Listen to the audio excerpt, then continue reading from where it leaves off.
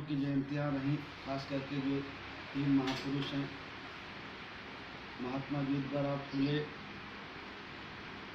बाबा साहब अम्बेडकर और आज जो हमारे चक्रवर्ती सम्राट हैं चंद्रगुप्त मौर्य जी। और अगर हमने इन तीनों महापुरुषों की जयंतियाँ मनाई हैं तो निश्चित तौर पर हमें इनके द्वारा किए गए कार्यों के बारे में जानकारी रखना चाहिए और याद करना चाहिए।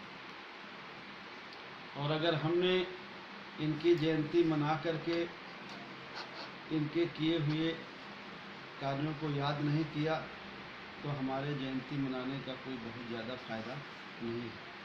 आज ऐसा समय है, मैंने कल भी आप लोगों से बात की थी कि इस समय पूरी दुनिया ऐसा जो हमारे जानकारी में सरकार के माध्यम से और पेपर के माध्यम से या टीवी के माध्यम से आ रहा है कि पूरी दुनिया कोरोना जैसी महामारी के चपेट में है। हमारा देश भी उसकी चपेट में है। पिछले लगभग 25 दिन से लॉकडाउन चल रहा है और 3 मई तक है। 3 मई के बाद आगे क्या होगा इस बारे में अब कुछ नहीं कहा जा सकता, लेकिन निश्चित तौर पर आप सब लोग अपने स्वास्थ्य के प्रति सजग होंगे, अपने दोस्तों को समझा रहे होंगे, अपने परिवार वालों को सबको अलर्ट किए होंगे। और जो भी हमारे डॉक्टरों ने या हमारी सरकार ने जो चीज़ें हमें बताई हैं, जो सावधानी बरतने के लिए कहा है, वो हम सब लोगों को उस सावधानी को बरतना है। कोई हमको लापरवाही नहीं करना है। बहुत सारी हृदय विदारक घटना हमारे सामने आ रही हैं। जैसे जब 25 से लॉकडाउन शुरू हुआ, उसी तरह जब कल 14 तारीख को केंद्र सरकार ने घोषणा की, प्रधानमंत्री जी ने घोषणा की कि लॉकडाउन 3 मई तक के लिए बढ़ा दिया गया है। वो चाहे बॉम्बे हो महाराष्ट्र में या सूरत गुजरात हो या और देश के कई भागों से मजदूर सड़कों पर निकल करके आए और उन्होंने कहा कि हमको हमारे घर भेज दिया जाए। हम लोग शुरू से ही ये अपील कर रहे हैं सरकार से, और आप लोग भी अपील करिए, हम भी अपील कर रहे हैं कि सरकार के पास सुविधाएं हैं। लाखों की तादाद में, करोड़ों की तादाद में हमारे मजदूर, हमारे भाई बहन, हमारे परिवार के लोग कोई महाराष्ट्र में रोजी रोटी की तलाश में, बॉम्बे, पूना, नागपुर, कुछ हैदराबाद, कुछ सूरत, गुजरात, अहमदाबाद, बड़ौदा, दिल्ली, नोएडा, गुड़गांव, देश के विभिन्न भागों में रोजी रोटी की तलाश में गए हुए हैं। उनका काम बंद हो गया है। वो रोज़ कमाते थे, रोज़ खाते थे। मकान मालिक उनको रहने नहीं दे रहे, खाने की उनकी कोई सुविधाएं नहीं है। तो सरकार ऐसा इंतजाम कर सकती है कि उनको उनके, तो सरकार है उनको रोक लें 12 दिन 14 दिन के लिए, जो उनका निर्धारित है, डॉक्टरों ने जो कहा हुआ है उसको रोक लें।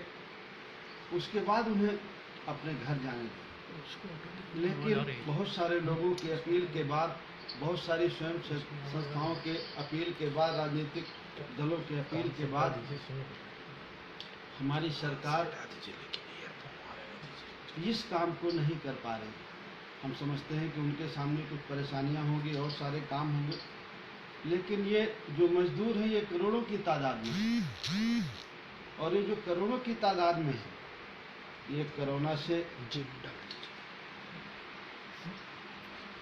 बीमारी से ये मरेंगे या नहीं मरेंगे, लेकिन जो भुखमरी है और जो वो चोरी छिपे निकल करके रात को या किसी समय निकल करके पैदल चल रहे हैं 500-500 किलोमीटर से 800 किलोमीटर से, इसकी वजह से वो जरूर मर जाएंगे। इसलिए सरकार से हमारी अपील है कि इस बात को सुने, इस निवेदन को हमारे स्वीकार करें। ये बहुत बड़ी समस्या है। ऐसी त्रासदी कहीं नहीं देखी गई, दुनिया के किसी मुल्क में नहीं देखी गई।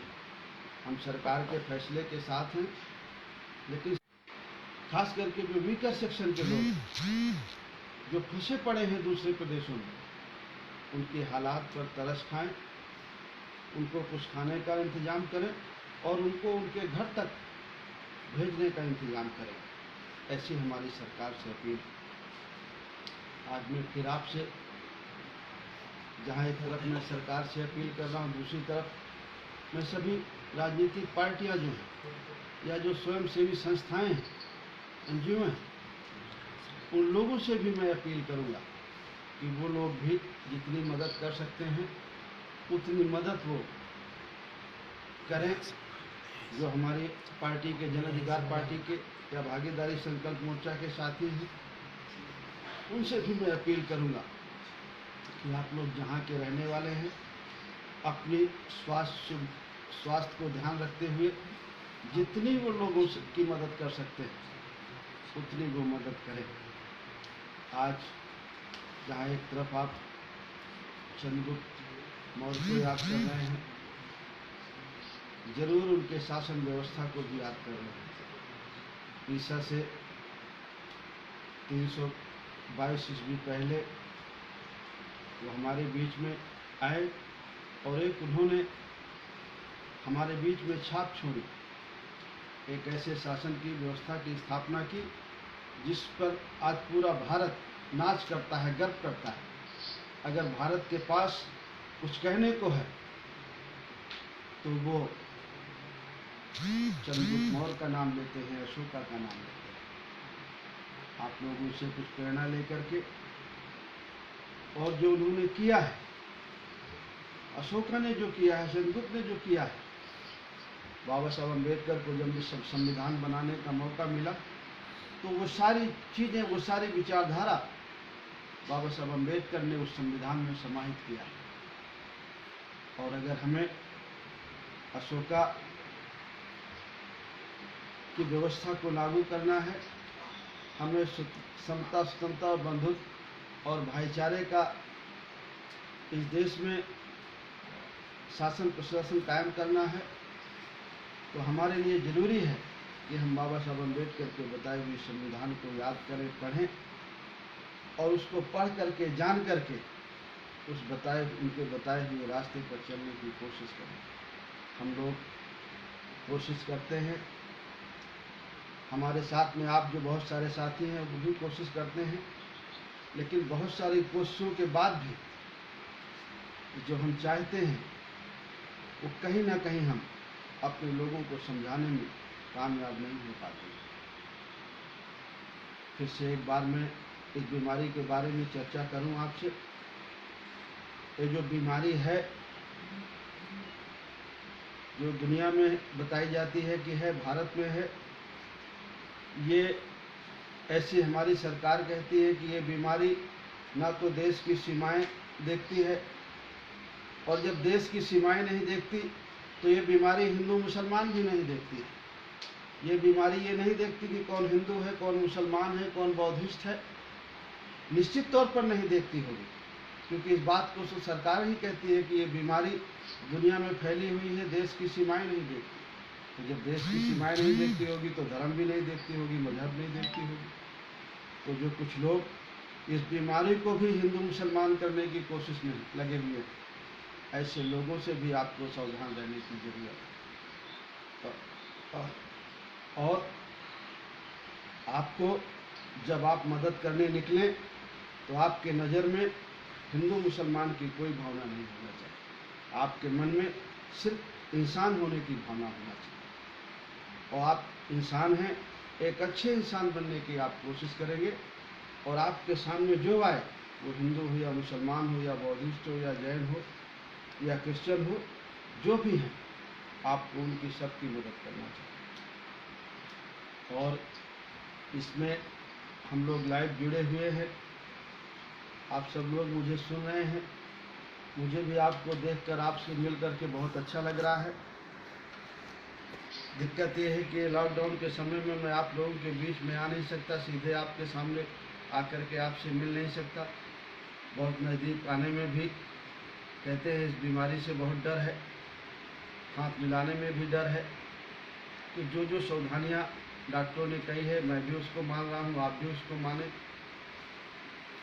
जैसे लॉकडाउन ख़त्म होता है मैं दोबारा से आप लोगों के बीच में, जैसे हम लोग पहले घूम घूम के लोगों को जागरूक करने का काम करते थे, वैसे हम दोबारा शुरू करेंगे। हमारे इरफान भाई भी हमको दिखाई पड़ रहे हैं, बहुत सारे साथी हैं हमारे, बबलू भी दिखाई पड़ रहे हैं, बबलू अम्बेडकर नगर से भी दिखाई पड़ रहे हैं, अतुल जी भी हैं, बहुत सारे साथी हमारे हैं, हमारे चंदौली से भी साथी हैं। तो बहुत सारे साथी हैं। आप सभी लोगों को चंद्रगुप्त मौर्य की जयंती की शुभकामनाएं। और मेरा यही निवेदन है, आपसे अपील है कि जो छोटी छोटी घटनाएं हो रही हैं आप लोग उन पर भी ध्यान दीजिए, किसी के साथ जुल्म जास्ती ना हो, लेकिन कानून को आप अपने हाथ पर मत लीजिए। जो भी घटनाएं होती हैं वहाँ के प्रशासन से बताइए।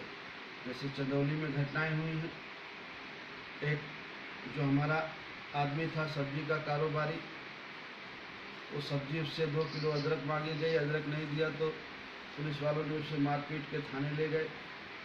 चंदौली में एक हमारे यादव समाज के भाई थे, उनकी हत्या कर दी गई। उसके आगे मिर्जापुर में एक हमारे मौर्य जी है, वो बेचारे दुकान से गुटखा नहीं दिए, उनकी दुकान में गुटखा था नहीं, या लॉकडाउन की वजह से दुकान बंद थी, गुटखा न मांगने की वजह से उनको गोली मार के हत्या कर दी गई।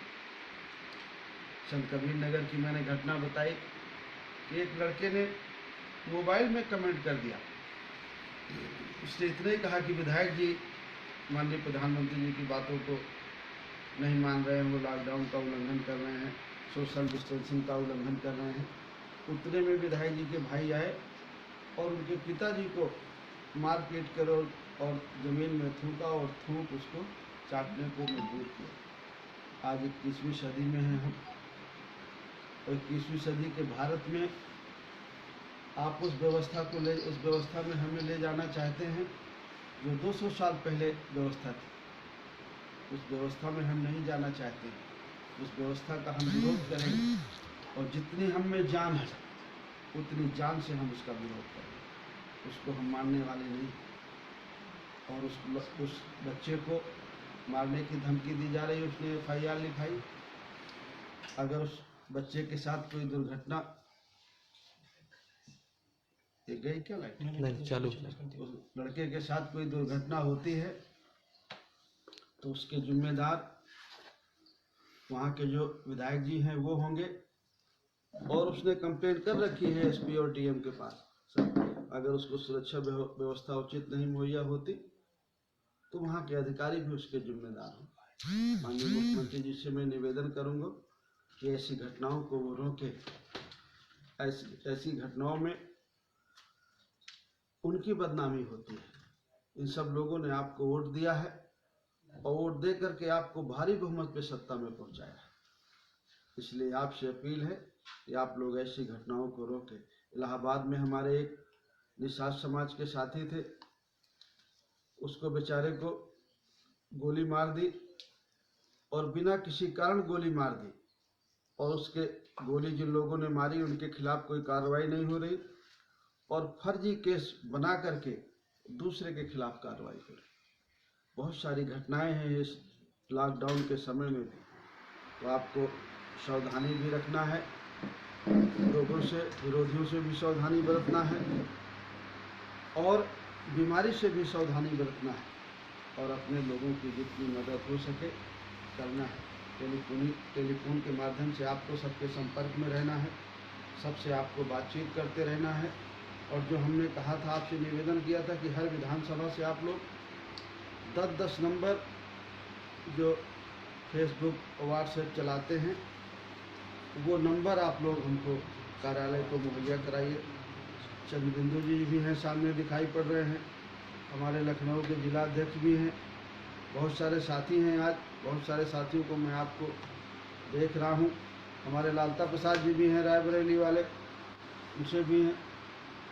तो आप सब लोगों से मुझे यही अपील करनी है कि आप लोग सावधान रहें और जितनी मदद कर सकते हैं, कन्हैया जी भी हैं, जितनी मदद आप लोगों की कर सकते हैं आप लोग को मदद ज़रूर लोगों की करें। मुझे पूरा भरोसा है कि आप लोगों ने खास करके इन 5-6 दिनों में जो महात्मा फुले की जयंती मनाई आपने 11 अप्रैल को, उनसे आपने कुछ प्रेरणा ली होगी। 14 अप्रैल को बाबा साहब अम्बेडकर की जयंती मनाई, उनसे हम कुछ प्रेरणा लिए होंगे।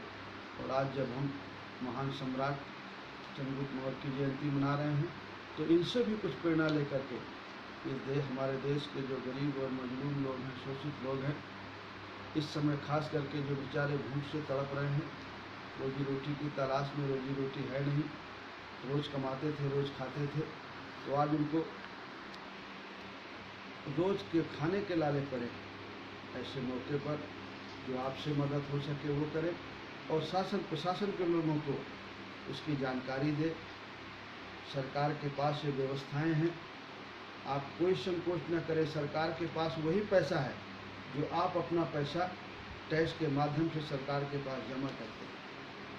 मैं बहुत बार कहा हूँ कि आप नमक भी खरीदते हैं तो उसमें भी आप टैक्स देते हैं, तो जो पैसा सरकारी खजाने में है वो गरीब और मजलूम का ही है,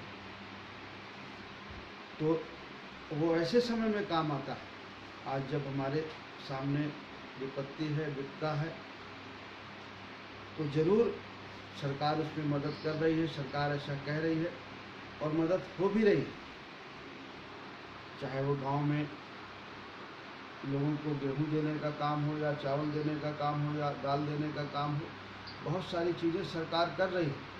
तो जिन लोगों को नहीं मिल रहा है, आप लोग अधिकारी कर्मचारियों से बात करके उन लोगों को भी वो सुविधा मुहैया कराएं और जितना आपसे हो सके उतनी आप लोग मदद करें। बहुत अच्छा लगा आप लोगों से मिल करके। फिर मैं 1-2 दिन में आप लोगों से बात करूंगा, लेकिन आप अपने लोगों से बातचीत करना बंद ना करें। टेलीफोन में कोरोना नहीं आ जाए। आप टेलीफोन पे लोगों से बात करते रहेंगे, उसमें कोरोना की शिकायत आपको नहीं आएगी। आप ज़रूर दिन भर में लक्ष्य रखिए कि मुझे 20 लोगों से, 25 लोगों से, 50 लोगों से बात करनी है।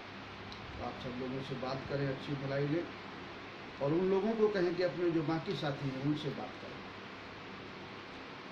बहुत बहुत धन्यवाद। और किसी साथी को कुछ कहना हो तो बताइए।